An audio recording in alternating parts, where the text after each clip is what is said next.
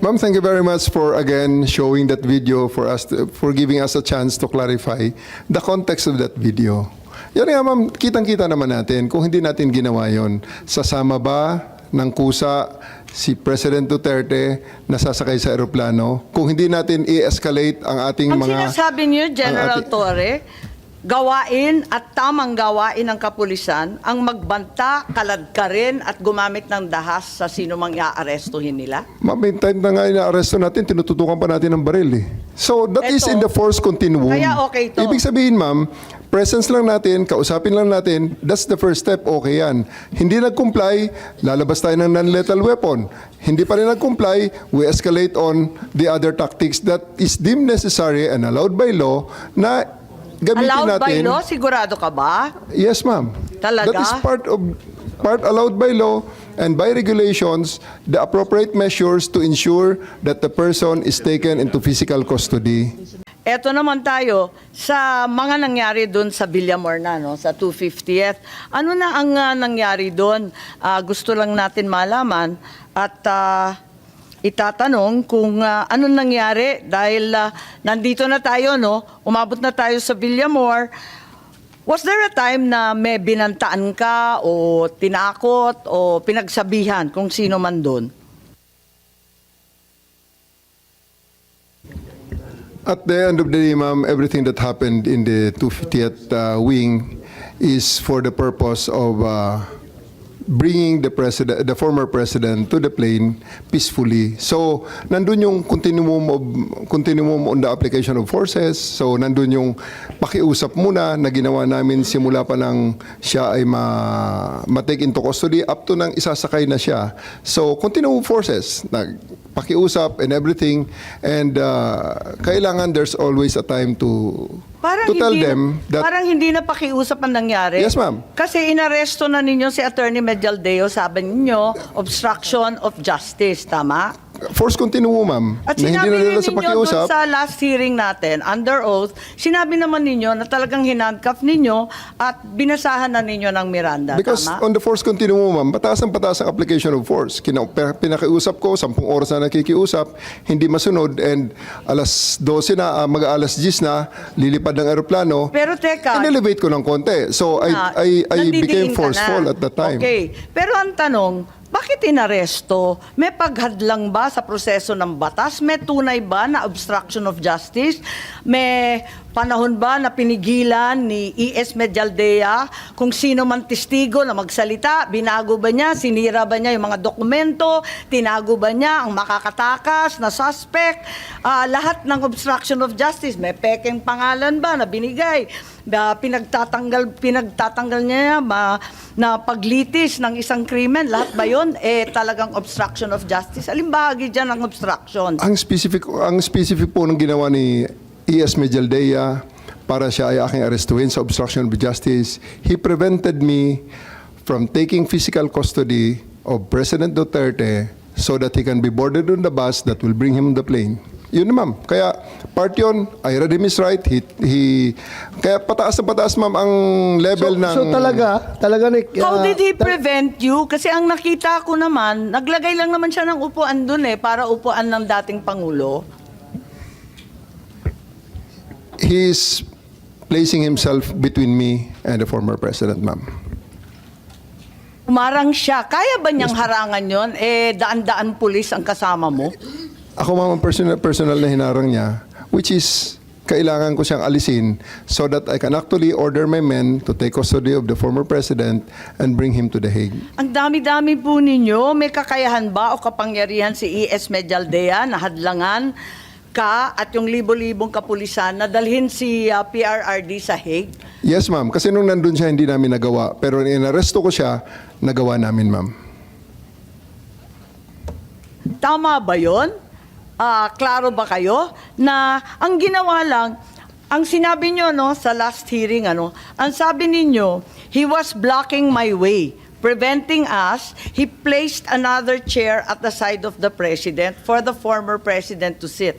Yun lang, naglagay lang ng upuan. Obstruction of justice na ba yan? Opo, ma'am. Kasi, ma'am, kung hindi siya umalis doon, hindi namin talaga maisakay sa bus si former president. Kaya nga, Dahil lang sa isang upuan? No, ma'am. Pag umupo siya uli, problema na uli yun, ma'am. Paano namin siya mapalakad? Di, bubuhatin namin siya. Libo-libo Which is, I naman really don't kayo. want to do. Yes, ma'am. Apakaklaro naman sa PD 1829. Yung obstruction of justice, iilan lang naman ang patakaran, ilan lang yung pamamagitan para obstruction. Wala namang sinasaad doon na, lalagyan mo ng upuan para maupo yung matanda. Meron bang ganun? Ma'am, basta ang bottom line lang po dito, ma'am, after he was removed from the area, wala pang 5 minutes, ma'am, the former president said, let's go. Kaya siya ay So, sumakay ng what bus. particular mode? Wag mong gawing justification yan na General Torre na porque nahankap mo na si A.S. Villaldia, 5 minutes, nadala mo na kaagad si Pangulong Duterte sa aeroplano. Ang tanong dito ngayon, yung paghankap mo ba, anong justification mo? Yun lang naman. Yun naman, bakit? I stand by it, sir. I read him his rights and tell him what law he's violated, and I arrested him and told him exactly what is the basis of my arrest for him. And lawyer siya. Sumama naman sa akin, sir, ng maayos, si A.S. Medialdea. Actually, hindi ko na Sino hindi nailagay ang- sasama doon? Kadami ninyo doon. Kaya nga, Hinkap sir. na ninyo. Ganun lang talaga, sir, siguro. Dahil there's really a need to put an end on everything at that night na kailangan matapos na yung situation. Balik tayo. Ilang beses mo na inulit-ulit. Hulihin si President Duterte at dalhin sa daig. Yun talaga mission mo. Yes, sir. Sino nag-order sa'yo? The Chief of the Philippine National Police, sir. Parang wala namang basehan para arestuhin si E.S. Medialdea. It's just blocking you. Sabi mo, palibasa malaking tao, naglagay ng upuan. Ganun ba yon? Yes, General Torre. Yun na yun. Talagang, yun na yung base mo. Ma'am, he has been doing that for the past 10 hours, preventing us from physically taking custody of the president, of the former president. So, Physically? Kasi nakita Yes, ma'am. naman namin tsaka lang tumayo tapos kumuha ng upuan. So, did you actually arrest E.S. Medialdea in order to threaten or coerce PRRD to get on the plane? I Nananakot threatened. po kayo? Or baka naman kayo ang nananakot, hindi naman si The word E.S. threatened may not be Medialdea. appropriate at this time, ma'am. I just arrested E.S. Medialdea based on the facts that I see at that time, which is obstruction of justice. Sa anong paraan na hinahadlangan ni E.S. Medialdea yung proseso? Kasi hindi ko maintindihan, hindi ko talaga makita. He is physically restraining us from taking custody with the I president. don't see him touching you. Wala dyan sa video, hindi ka naman hinahawakan. Nasa gitna siya, ma'am, namin. He is Ang placing dami-dami himself. naman ninyo, kayang-kaya ninyong paligiran yung tao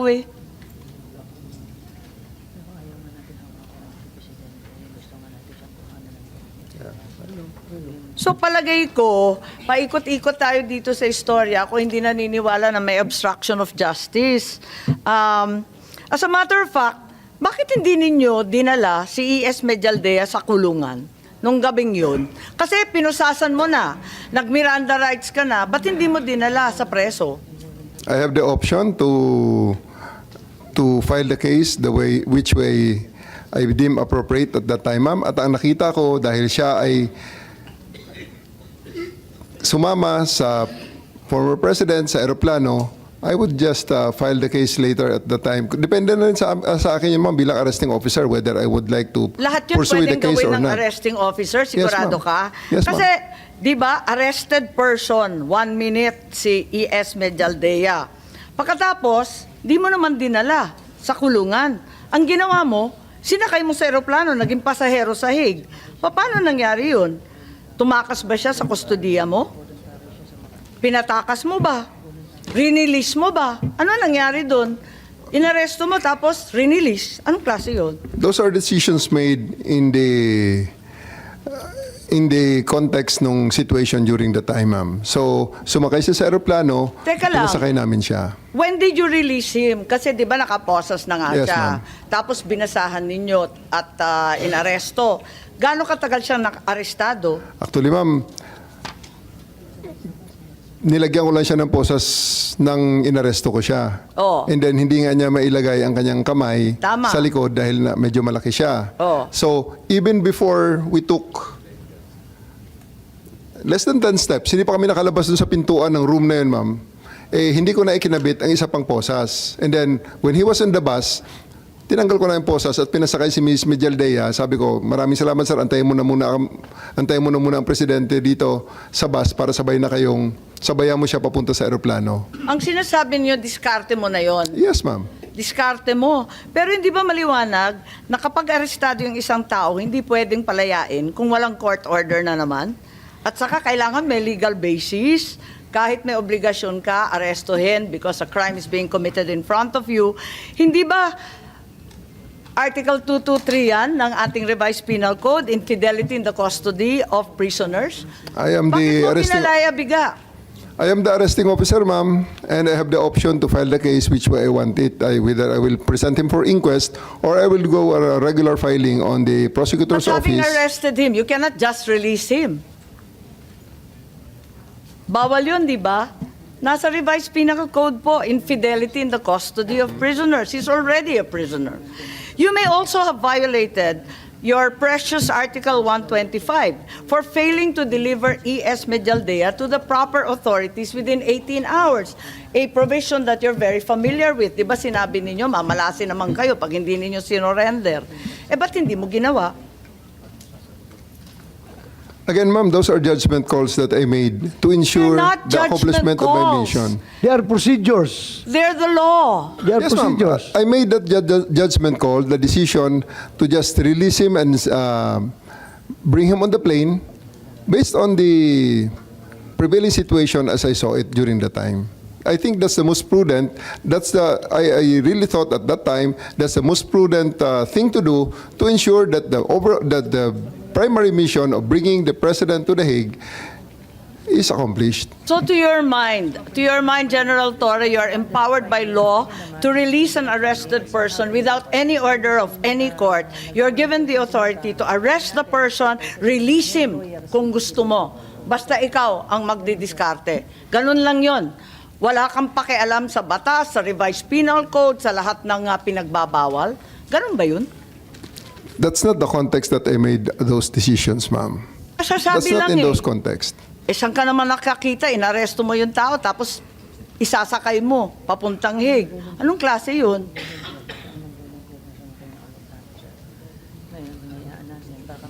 Nandito pa ba si Attorney Delgra? Sa online? I'm here. Andito pa pala si Attorney Delgra. Sige, tatanong ko lang, kasi nakita namin yung video, pakita lang yung video, kung saan kinakaladkad si Attorney Delgra ni General Torre. General Torre, gumamit ka ba ng dahas laban sa sinuman na nandun sa Villamor? Kasi nakita namin nagkakaladkad ka eh. Ayun, kanina pa eh.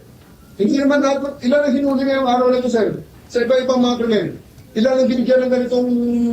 Kasi nandito kayo lahat eh. Nag-iisang tao. Ilan ang binigyan ng ganitong tao. Dami krimen sa labas. Sa gaw kayo kami. Sir, hindi ko hingi ng floor. Just invoke Article 59. Bakit hindi yan magawa-gawa? That's precisely the point that I'm saying. Ano siya naman? Pero, stress na, bawal hawakan. Ano yung hindi rin Bawal hawakan! Bawal hawakan. Pwede ko na lang. Bawal The right to counsel is something that has to be observed and respected. Please, Kasi nga, lawyer. Huwag mo tayo Usap pa kami. Lawyer, pag hawakan. Usap pa kami. Total. Attorney, please, man.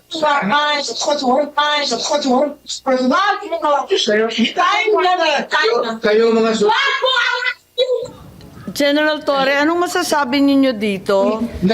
Hindi ba yung pagtanggal ng upuan at pagkaladkad, paggagamit ng dahas? Si Ma'am, Attorney Delgra ba, tinakot ka ba? Nagbanta ba sa'yo o sa fellow officers mo? Physically, he was hindering you na naman from bringing PRRD to the plane. Bakit ninyo ginawa yan? Ma'am, thank you very much for again showing that video for giving us a chance to clarify the context of that video. Yan nga ma'am, kitang-kita naman natin kung hindi natin ginawa yon. Sasama ba ng kusa si President Duterte nasasakay sa eroplano, kung hindi natin i-escalate ang ating Ang mga... sinasabi niyo, General ang ating- Torre, gawain at tamang gawain ng kapulisan ang magbanta, kaladkarin at gumamit ng dahas sa sino mang iaarestuhin nila? Ma'am, may time na nga inaaresto natin, tinututukan pa natin ng baril eh. So, that is Eto, in the force continuum. kaya okay to. Ibig sabihin, ma'am, presence lang natin, kausapin lang natin, that's the first step, okay yan. Hindi nag-comply, lalabas tayo ng non-lethal weapon. Hindi pa rin nag-comply, we escalate on the other tactics that is deemed necessary and allowed by law na gamitin Allowed by natin. law? Sigurado ka ba? Yes, ma'am. Talaga? That is part allowed by law and by regulations, the appropriate measures to ensure that the person is taken into physical custody. Teka muna, hindi mo Reasonable naman necessity, ma'am. inaaresto si Attorney Delgra. Ano ba yung sinasabi mo? Ma'am, Hindi naman si Attorney Delgra inaaresto eh. inaalis ko siya actually, ma'am. Bakit si Delgra pinag-iinitan mo at pinagbuhatan ng kamay, kinaladkad kung sa website? Actually, ma'am, inaalis ko na siya so that other people can actually ask the president to stand up Pero and go to tinakot the mo siya, plane. hinila-hila mo eh. Yes, ma'am. Yes, Attorney Delgra, gusto ninyo. Because hindi naman siya aalis kung hindi natin gagawin sa kanya yon. Tinakot ba ninyo, Attorney Delgra, naging If I may, Madam President. Madam Chair. Yes, Attorney Delgra, nandiyan pa kayo. Apo, I've been listening to the answers of General Torre. Mali ata yung context na sinasabi niya. If I may. Yes, please proceed, Attorney Delgra. Hindi naman kayo Thank you, inaaresto. Madam Bakit Chair. kayo binantaan? Bakit kayo kinaladkad? Hindi namin maintindihan. Tama po, Madam Chair. Pati po ako, hindi ko rin maintindihan kung bakit ginawa ni General Torre sa akin yun. No? But what we have been saying, si E.S. Mildaldea, pati po ako, nandun sa tabi ng dating Pangulo, ina-advise po namin siya as our counsel to invoke what the legal remedies available to him. Yung pong una, yung sinasabi ko na rin dito sa video, yung Article 59 ng Rome Statute na kailangan siyang dalhin doon sa competent judicial authority ng custodial state. And the former president understood it very well. And that's the reason why he keeps on telling General Torre na dalhin siya sa korte. Pangalawa, which General Torre has not amplified a bit. Earlier, as mentioned, the doctor was able to get in. And the doctor herself said that there is a medical emergency na kailangan i-admit ang dating Pangulo sa hospital. And we have said that a number of times, me personally, to General Torre, and he has repeatedly denied the request.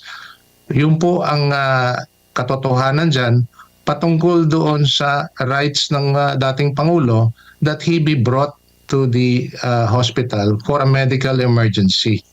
At one time, we even have an exchange with General Torre, and I hope he will admit this before the committee. I asked him na may medical emergency and he was asking for a medical abstract. Sabi ko, we don't have a medical abstract because the situation is fluid. We just learn about it now. You want to talk to the doctor? He doesn't want to talk to the doctor who was already there examining the former president. And that's how it happened. As it turned out, we knew all along that he will never be taken out of Villamor except into the plane and onto the Hague. Yun talaga ang plano. And he has in fact admitted it already in the interviews and before the Senate committee. Thank you, Madam Chair. Thank you very much, General Torre. May isasagot po ba kayo dyan? Dahil eto nga, nagbanta ba si Attorney Delgra sa inyo o sa mga opisyal ninyo? Was he physically hindering you from bringing PRRD to the plane? Was he committing a crime? Yes, General Torre. Bakit siya kinaladkad? Hindi namin maintindihan.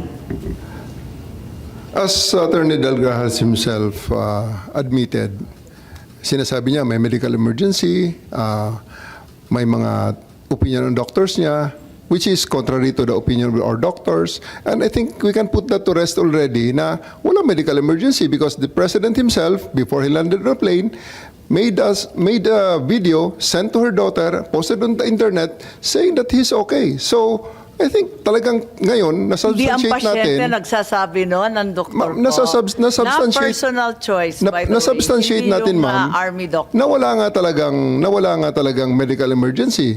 And Balik we have the tayo kay hindsight Attorney Delgra. of a 2020 vision, 2020. Okay lang yung collateral damage, yung mga katabi ni Presidente Duterte. Okay lang na saktan, arestuhin, na walang kasalanan yung mga katabi at nandyan para lang sumuko si PRRD. Ma'am, I do believe that everything that I did during the time are all within the ambit of the law. Kung ngayon, kung may mga taong gusto magreklamo at ireklamo ako, I can answer them on the proper forum if they file the appropriate charges in court. Thank you, ma'am.